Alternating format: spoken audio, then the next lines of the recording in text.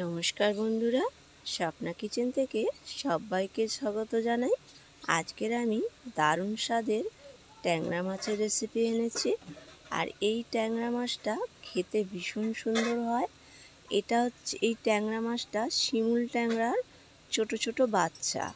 তো এখানে ভালো করে কেটে ধুয়ে নিয়েছি, নিয়ে নুন হলুদ দিয়ে ট্যাংরা মাছটা ভালো করে মাখিয়ে নিয়ে এটা 2 মিনিট রেখে দিতে হবে। তারপরে এদিকে আমি একটা কড়াই বসিয়ে দিয়েছি, আর এই মাছ দিয়ে থালা ঢেকে দিয়েছি ভীষণ তেল চিটড়ায়। তো এইভাবে মাছগুলো ভেজে নিতে হবে। পুরো মাছগুলো আমার ভাজা হয়ে গেছে।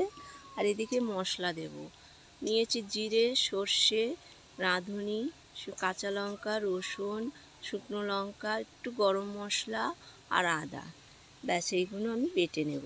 আর লঙ্কাটা যে যেরম দেবে, মানে যেরম ঝাল খাবে সেরকমভাবে দেবে। তো যাই হোক, এখানে একটু দিয়ে দিলাম গোলমরিচ, দিয়ে একটু দিয়ে দেবো নুন, দিয়ে এখানে একটু জল দেব পরিমাণ মতন, দিয়ে এটা আমি ভালো করে বেটে নেব।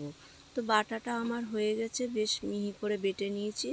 এদিকে ফ্রাই প্যানে তেল দিয়ে পেঁয়াজ দিয়ে দিয়েছি, 3খানা পেঁয়াজ দিয়ে ভালো করে পেঁয়াজগুলো একটু লাল লাল করে ভাজা হবে।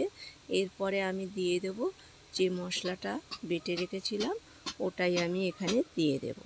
দিয়ে একটু নাড়ি চাড়ি নেব, নিয়ে এখানে টমেটোও দিয়ে দেবো।